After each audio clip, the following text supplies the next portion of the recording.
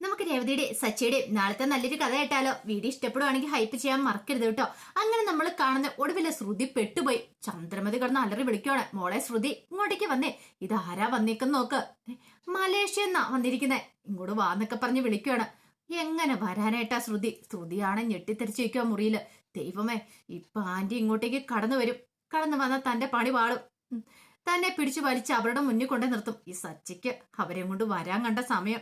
ഇനി അവര് നൂറ് ചോദ്യങ്ങൾ ചോദിക്കും. അവരോട് എന്തും മറുപടി പറയണം.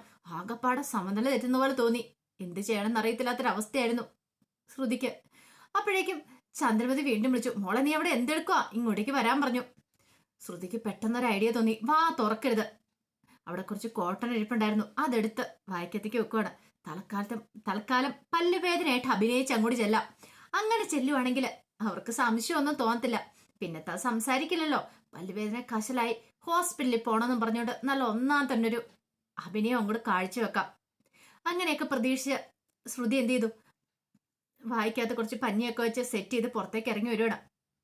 ഒരു കൈ കൊണ്ട് ഇങ്ങനെ സൈഡ് പൊത്തി പിടിച്ചിട്ടുണ്ടായിരുന്നു, കവളിന്റെ ഒരു സൈഡ്. കാരണം പല്ലുവേദന കൂട്ടിയിട്ട് സഹിക്കാൻ പറ്റാത്തൊരു അവസ്ഥയിലാണ് അഭിനയമായിട്ട് വരുന്നത് ശ്രുതി. ആ സമയം ചന്ദ്രമതി ഓടിച്ചെന്ന് ശ്രുതിയുടെ കയ്യിലേക്ക് ഇങ്ങോട്ട് വിളിച്ചു, എന്റെ മോളെ എത്ര സമയമായിട്ട് ഞാൻ വിളിക്കുന്നേ, ഇന്ന് നോക്കുന്നത് ആരാ വന്നിരിക്കണെന്ന്. അതെ, നിന്റെ നാട്ടുകാരും മലേഷ്യയിൽ നിന്ന് വന്നിരിക്കുക. അവരുടെ വീട് എവിടെയാന്നൊക്കെ ചോദിക്കുക. മോളുടെ വിശേഷങ്ങളൊക്കെ പറ. പിന്നെ മോളുടെ അച്ഛനെ കുറിച്ച് എന്തെങ്കിലും ചോദിക്കണമെങ്കിൽ അവരോട് ചോദിക്കാനൊക്കെ പറഞ്ഞുകൊണ്ട് ചന്ദ്രമതി വാദോരാതെ സംസാരിച്ചുകൊണ്ടിരിക്കുക. ചന്ദ്രമതിക്ക് ഭയങ്കര സന്തോഷമായിരുന്നു. പക്ഷെ ശ്രുതി ഒന്നും മിണ്ടിയില്ല. എന്ത് പറ്റും മോളെന്ന് ചോദിച്ചു. ഇങ്ങനെ കൈയും കൊണ്ട് കാണിക്കുവാണ് പല്ലുവേദന എന്ന്. പല്ലുവേദനയോ? രേവതി സച്ചിയൊക്കെ പരസ്പരം നോക്കി. ഇത്രേ സമയമില്ലാത്തൊരു പല്ലുവേദന, അത് പെട്ടെന്ന് എങ്ങനെ വന്നു എന്നൊരു സംശയമായിരുന്നു അവരുടെ മനസ്സിൽ. അപ്പോഴേക്ക് വർഷ പറഞ്ഞു, അല്ല ശ്രുതി അടുത്തി, ഇത്ര സമയം പല്ലുവേദന ഇല്ലായിരുന്നല്ലോ. വർഷ എന്തേലും പെട്ടെന്ന് മുഖത്തടിച്ചു പോലെ ചോദിക്കും. പെട്ടെന്ന് അവിടെ നിന്നൊരു പല്ലുവേദന വന്നേ. ചന്ദ്രമതി പറഞ്ഞു, മോളെ നിന്റെ അച്ഛന്റെ പേരെന്താ? അവിടെ എവിടെ ഏത് സിറ്റിയിലാണ് നിങ്ങൾ താമസിക്കുന്നത്? അതൊക്കെ പറയാൻ പറഞ്ഞു.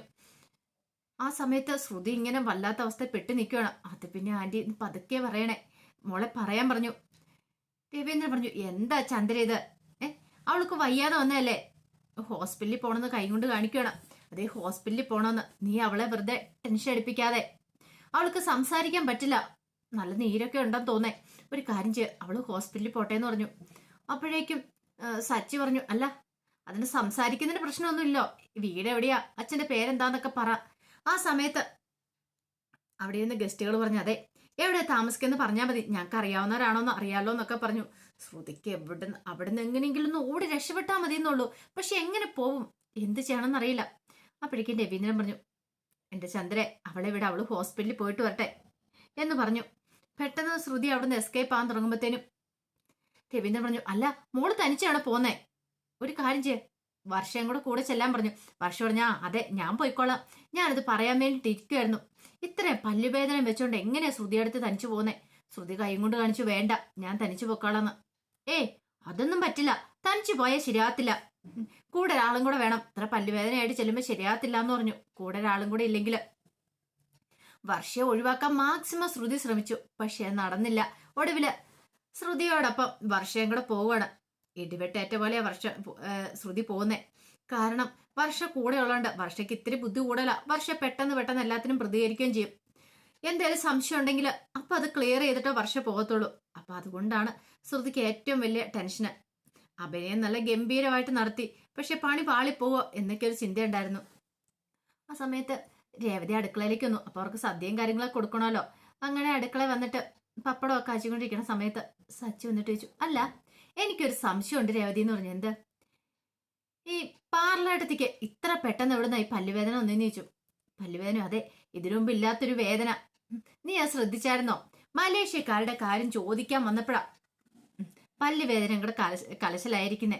എന്തെങ്കിലും ഒരു കള്ളത്തരം ഇല്ലാതിരിക്കില്ല. ഇതിനു മുമ്പ് ഇതുപോലെ പല ഉടായ്പകളും ഇറക്കിയിട്ടുണ്ട്. രേവതി പറഞ്ഞു, അത് ശരിയാ, രാവിലെ ഒന്നും ശ്രുതിക്ക് ഒരു പ്രശ്നം ഉണ്ടായിരുന്നില്ല, കുറച്ചു മുമ്പ് വരെ ഇല്ലായിരുന്നു. പെട്ടെന്ന് വേദനയായി, നീരായി, എന്തൊക്കെയാ. ഇതവരുടെ അഭിനയം തന്നെയാന്ന് പറഞ്ഞു.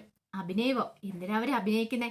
അതെ, മലേഷ്യക്കാരനല്ലേ അച്ഛനെ കുറിച്ചൊന്നും ചോദിക്കാതിരിക്കാൻ വേണ്ടി. ഈ വന്നിരിക്കുന്ന മലേഷ്യ എന്നുള്ള ആൾക്കാരാണല്ലോ, അപ്പൊ അത് ചോദിക്കാതിരിക്കാൻ വേണ്ടിയിട്ടാണ് ഒരു നമ്പർ ഇട്ട് പോയിരിക്കും തോന്നേ. രേവതി പറഞ്ഞു, വർഷ കൂടെ പോയിട്ടുണ്ടല്ലോ, അപ്പൊ നമുക്ക് കൃത്യമായിട്ടുള്ള വിവരങ്ങൾ അറിയാൻ സാധിക്കും. ഒറിജിനൽ ആയിട്ടുള്ള പല്ലുവേദനയാണോ അതോ ഡ്യൂപ്ലിക്കേറ്റ് ആണോ എന്ന്.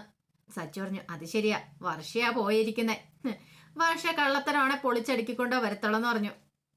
ഈ സമയത്ത് വർഷയും ശ്രുതിയും കൂടെ ഹോസ്പിറ്റലിൽ പോയി വെയിറ്റ് ചെയ്തിരിക്കണം ഡോക്ടറെ കാണാൻ വേണ്ടിയിട്ട്.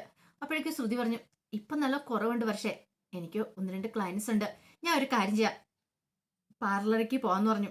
വേണ്ട വേണ്ട, അത് ശരിയാകത്തില്ല. അതെന്താ? ഇപ്പൊ കുറവുണ്ടെങ്കിലും പല്ലുവേദന കുറച്ച് കഴിയുമ്പത്തേനും കൂടും. എന്തേ? അതെ, ശ്രുതി അടുത്തേക്ക് അറിയത്തില്ലാത്തോണ്ടാ എന്ന് പറഞ്ഞു. അത് കേട്ട് കഴിഞ്ഞപ്പോ ശ്രുതി പറഞ്ഞു, വലിയ പ്രശ്നമില്ല, ഇപ്പൊ എനിക്ക് നല്ല കുറവുണ്ടെന്ന് പറഞ്ഞു. ഞാൻ പാർലറിലേക്ക് പൊയ്ക്കോളാന്ന് പറഞ്ഞു. സാരമില്ല, കുറവുണ്ടെന്ന് പറഞ്ഞിട്ടിരുന്നിട്ട് കാര്യമൊന്നുമില്ല, എനിക്കറിയാം, വേദന സഹിക്കാൻ പറ്റാത്തോണ്ടല്ലേ. ഇവിടെ ഇരുന്നാ മതി, ഡോക്ടറെ കണ്ടിട്ട് പോയാൽ മതി. വർഷ പിടിച്ച പിടിയാലെ ഒടുവില് ശ്രുതിയെ കൂടെ നേരെ ഡോക്ടറെ അടുത്തേക്ക് എന്നു. ഡോക്ടർ കാര്യം തിരക്കഴിഞ്ഞപ്പോ വർഷ പറഞ്ഞു, നല്ല പല്ലുവേദന, വേദന കാരണം സഹിക്കാൻ പറ്റുന്നില്ല, ശ്രുതി അടുത്ത് കരയുന്നൊക്കെ ഉണ്ടായിരുന്നു പറഞ്ഞു. ആണോ, നോക്കട്ടെ എന്ന് പറഞ്ഞു. ശ്രുതി പറഞ്ഞു, ഡോക്ടറെ എനിക്ക് എന്തെങ്കിലും മെഡിസിൻ തന്നാ മതി, ഞാനിത് കഴിച്ചോളാന്ന് പറഞ്ഞു. പല്ല് നോക്കാതെ എങ്ങനെയാ മെഡിസിൻ തരുന്ന ശ്രുതി? അത് കഴിക്കണമെങ്കിൽ എങ്ങനെ എന്താണ് കാര്യങ്ങളൊക്കെ അറിയണമല്ലോ, എടുക്കേണ്ട പല്ലാണോ എടുക്കേണ്ടാത്ത പല്ലാണോ എന്ന്. പല്ലെടുക്കണം എന്നൊക്കെ കേട്ട് കഴിഞ്ഞപ്പോ ശ്രുതിയുടെ അകവാള് കത്തി. ദൈവമേ, പെട്ടോ, വടി കൊടുത്ത് അടി വാങ്ങിയ അവസ്ഥ. ഒടുവില് ശ്രുതിയെ ആ ടേബിളിലേക്ക് പിടിച്ചു കിടത്തുവാണ്, ചേറയിലേക്ക്. ഒന്ന് വാ വിളിക്കാൻ പറഞ്ഞു. ശ്രുതി ഇത്തിരി തുറന്നു. നന്നായിട്ട് തുറക്ക് എന്ന് പറഞ്ഞു. വർഷം പറഞ്ഞു, പേടി കാരണോ ശ്രുതിയുടെ അടുത്തേക്ക്? നല്ല പേടിയുണ്ട് ഡോക്ടർ എന്ന് പറഞ്ഞു. പേടിക്കാനൊന്നും ഇല്ലെന്നേ എന്ന് പറഞ്ഞു. ഈ സമയത്ത് ശ്രുതി ഓർത്ത്, ഇപ്പൊ തന്റെ കള്ളത്തരം കണ്ടുപിടിക്കും, തനിക്കൊരു വേദനയും വിഷമവും ഇല്ലെന്ന് ഇത് വർഷം അറിയും. കാര്യങ്ങളൊക്കെ മൊത്തത്തിൽ അവതാളത്തിലാവും. എന്ത് ചെയ്യണമെന്നറിയില്ലാതെ ഭ്രാന്ത് പിടിച്ച അവസ്ഥയായിപ്പോയി ശ്രുതിക്ക്. അപ്പോഴേക്കും ശ്രുതി എന്ന് ഞെട്ടിച്ചോണ്ട് ഡോക്ടർ ആ കാര്യം പറയണേ. അതെ, പല്ലിന് നല്ല പോടുണ്ട്, ഇനി ബാക്കി പല്ലിനെയും കൂടെ അത് ബാധിക്കും, അതുകൊണ്ട് എത്രയും പെട്ടെന്ന് ആ പല്ല് റിമൂവ് ചെയ്യണം, പല്ലെടുത്ത് കളയണമെന്ന് പറയണേ. ശ്രുതി ഞെട്ടിപ്പോയി. ഡോക്ടർ എന്താ പറയണേ? എന്റെ പല്ലെടുത്ത് കളയണമെന്നോ? വേണ്ട വേണ്ട, അതൊന്നും വേണ്ടാന്ന് പറഞ്ഞു. വർഷ പറഞ്ഞു, ആണോ ഡോക്ടറെ? അങ്ങനെയാണെങ്കിൽ ബാക്കി പല്ലിനും കൂടെ കേട് സംഭവിക്കുന്നതിന് മുമ്പേ ആ പല്ലും കൂടെ എടുത്ത് കളഞ്ഞേക്കാൻ പറഞ്ഞു. അത് കേട്ടപ്പോ ശ്രുതി പറഞ്ഞു, വേണ്ട, പല്ലെടുക്കണ്ട. അതെ, ഏടത്തേക്ക് ഭയങ്കര പേടിയാ ഈ പല്ലെടുക്കാന്ന് വേദന എന്നൊക്കെ പറഞ്ഞ, അതുകൊണ്ടാ ഡോക്ടറെ. ഡോക്ടർ പറഞ്ഞു, എന്തിനാ? പേടിക്കേണ്ട കാര്യമൊന്നുമില്ല, ഒരു ഇഞ്ചക്ഷൻ എടുത്തു കഴിഞ്ഞാൽ പിന്നെ വേദനയൊന്നും ഇല്ല. ഇഞ്ചക്ഷനൊക്കെ എടുത്ത് മരപ്പിച്ചതിന് ശേഷം ഞങ്ങൾ പല്ലെടുക്കുള്ളൂ. കുറച്ച് സമയം ഇഞ്ചക്ഷൻ എടുത്ത് വെയിറ്റ് ചെയ്യും, മറിച്ചോന്നൊക്കെ അറിഞ്ഞിട്ട്. അതിന് മാത്രം വേദനയും കാര്യങ്ങളൊന്നുമില്ല. പിന്നെ കുറച്ച് കഴിയുമ്പോഴത്തേനും ചെറിയ വേദന, അതിന് മരുന്നൊക്കെ തന്നുവിടും, ആ കാര്യം ഒന്നോർത്ത് പേടിക്കണ്ടെന്ന് പറഞ്ഞു.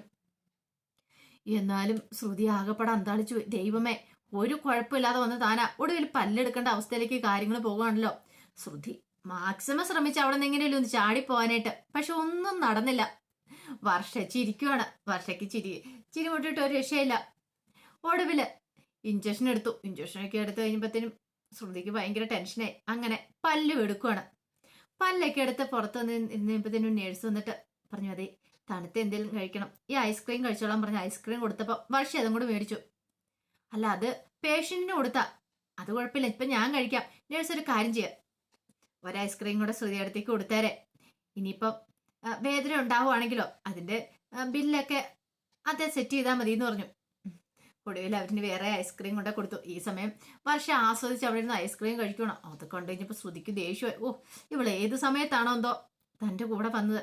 പെട്ടുപോയി, ഒരു പല്ലും പോയി, ആകെപ്പാടെ പ്രശ്നമായല്ലോ, ഒരു കുഴപ്പമില്ലാതെ വന്നായിരുന്നു എന്നൊക്കെ ഒരു ചിന്തയായിരുന്നു. ആ സമയത്ത് സദ്യയൊക്കെ കഴിച്ച് മലേഷ്യക്കാര് ഗസ്റ്റ് അങ്ങനെ പോകാനായിട്ട് ഇറങ്ങുവാണ്. അപ്പൊ അവർക്ക് ഭയങ്കര സന്തോഷമായിരുന്നു. അവർ പറഞ്ഞു, സദ്യയൊക്കെ അടിപൊളിയായിരുന്നു, ഇത് ആരാ ഉണ്ടാക്കിയെന്ന് ചോദിച്ചു. സച്ചി പറഞ്ഞു, എന്റെ ഭാര്യ രേവതിയാന്ന് പറഞ്ഞു. ആ കൊള്ളാം, സൂപ്പർ ആയിട്ടുണ്ട്, നല്ല കൈപ്പുണ്യം ഉണ്ട് കേട്ടോ എന്ന് പറഞ്ഞു. അപ്പോഴേക്ക് സച്ചി പറഞ്ഞു, അതില്ലേലും അതെ, അവളുടെ കൈ കൊണ്ട് എന്തുണ്ടാക്കിയാലും നല്ല രുചിയാന്ന് പറഞ്ഞു.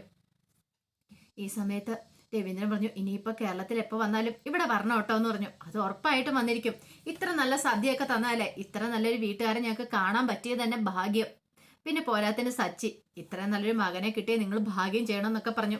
അങ്ങനെ കുറെ സമയം കൂടെ സംസാരിച്ച് പോകാൻ തുടങ്ങുമ്പോൾ ചന്ദ്രമതി പറഞ്ഞു, ഒരു കുറച്ച് കഴിഞ്ഞിട്ട് പോയാ പോരെ? അതെന്താ? അല്ല, എന്റെ മരുമോളുണ്ടല്ലോ ശ്രുതി, അവള് ഹോസ്പിറ്റലിൽ പോയിട്ട് വരും, അപ്പോഴിറങ്ങാന്ന് പറഞ്ഞു. അത് കേട്ട് കഴിഞ്ഞപ്പോ സച്ചി പറഞ്ഞു, ഇനി എപ്പോ വരാനാന്ന് ഓർത്തണ്ട, സച്ചിക്ക് അറിയാം കള്ളത്തരമാണ് ഇപ്പോഴും ഈ ആണ്ടെങ്കും വരാൻ പോകുന്നില്ലെന്ന്, ഇവരോട് വെയിറ്റ് ചെയ്തിരിക്കത്തുള്ളൂ. അപ്പോഴേക്ക് സുധി അങ്ങോട്ട് വന്നു.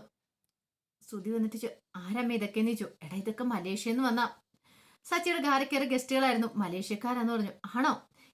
ഇതെന്റെ മോനാ, മുമ്പേ കണ്ടില്ല എന്റെ മരുമോള്, ഇതെന്റെ മോനാന്ന് പറഞ്ഞു. ഓ അങ്ങനെ അങ്ങനെ ശ്രുതിയെ അവര് പരിചയപ്പെടുന്നുണ്ട്.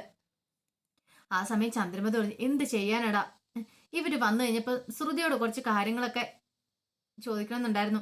ശ്രുതിക്ക് ഇവരോടും കാര്യങ്ങളൊക്കെ ചോദിക്കായിരുന്നു. പക്ഷേ ഒന്നും നടന്നില്ല എന്ന് പറഞ്ഞു. അതെന്താമ്മേ? ആ സമയത്ത് അവളെ ഹോസ്പിറ്റലിലേക്ക് കൊണ്ടുപോയില്ലേന്ന് രവീന്ദ്രൻ ചോദിച്ചു. ഹോസ്പിറ്റലോ? അതെന്ത് പറ്റി? ശ്രുതിക്ക് എന്താ പറ്റിയെന്ന് ചോദിച്ചു. ശ്രുതിക്ക് പ്രത്യേകിച്ചൊന്നും പറ്റിയൊന്നുമില്ല, ഒരു പല്ലുവേദന. പല്ലുവേദനയോ? അതിന് അവൾക്കൊരു പ്രശ്നം ഉണ്ടായിരുന്നില്ലല്ലോ. എന്താന്നറിയില്ല, പെട്ടെന്ന് ഒരു പല്ലുവേദനയായിരുന്നു പറഞ്ഞു. ഭയങ്കര കരച്ചിലൊക്കെ ആയിരുന്നു. ഹോസ്പിറ്റലിലേക്ക് പോയി. വർഷം കൂടെ പോയിട്ടുണ്ടെന്ന് പറഞ്ഞു. ഓ അതായിരിക്കും അവൾ എന്നെ വിളിക്കാതിരുന്നേ. ഞാൻ ഓർക്കുകയും ചെയ്തു, അല്ലെങ്കിൽ എന്നെ വിളിക്കേണ്ടതായിരുന്നല്ലോ എന്ന്.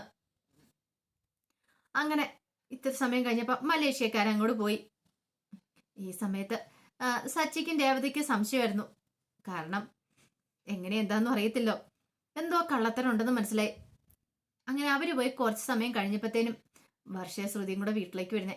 വന്നു കഴിഞ്ഞപ്പോഴത്തേനും ചന്ദ്രമതി ചോദിച്ചു, എങ്ങനെയുണ്ട് മോളെ, കുറവുണ്ടോ എന്നൊക്കെ ചോദിച്ചു. വർഷ പറഞ്ഞു, സ്വത്തിൽ പകുതി പോയി എന്ന് പറഞ്ഞു. പകുതി സ്വത്ത് പോയോ? അതെ, പകുതി സ്വത്ത് പോയെന്ന് പറഞ്ഞു. ചന്ദ്രമതി ഞെട്ടിപ്പോയി. ഇനിയിപ്പം ദന്താശുപത്രിയിലല്ലേ പോയത്, ഇനി അവിടെ എന്തെങ്കിലും പ്രശ്നം ഉണ്ടായോ? അതെങ്ങനെയാ അച്ഛന്റെ സ്വത്ത് പോന്നേന്ന് ചോദിച്ചു ശ്രുതിയുടെ. ചന്ദ്രമതി നേരി വിശ്വസിച്ചു. അപ്പോഴേക്കും വർഷ പറഞ്ഞു, എന്റെ ആന്റി അതല്ല, സ്വത്തെന്ന് ഞാൻ ഉദ്ദേശിച്ച പല്ല, ഒരു പല്ല് അങ്ങോട്ട് പോയി കിട്ടിയെന്ന് പറഞ്ഞു. പല്ല് പോയെന്നോ? അതെ, ഒരു പല്ല് എടുത്തു കളഞ്ഞെന്ന് പറഞ്ഞു. ഇത് കേട്ടപ്പോ സച്ചിക്കും രേവതിക്കും ചിരി പൊട്ടി. ഭയങ്കര പേടിയായിരുന്നു ശ്രുതി അടുത്തേക്ക്. പല്ലുവേദന കൂടി കഴിഞ്ഞപ്പോ ഡോക്ടർ പറഞ്ഞു, ഈ പല്ലെടുക്കണം, പോടുണ്ടോന്നൊക്കെ പറഞ്ഞു. പക്ഷെ ശ്രുതി അടുത്ത് സമ്മതിച്ചില്ല, പേടി കാരണം. പക്ഷെ ഞാൻ എടുത്തോളാൻ പറഞ്ഞു. അങ്ങനെ ഒടുവിൽ പല്ലെടുത്തെന്ന് പറഞ്ഞു. ശ്രുതി പറഞ്ഞു, എന്ത് ചെയ്യാനാന്ന് പറ.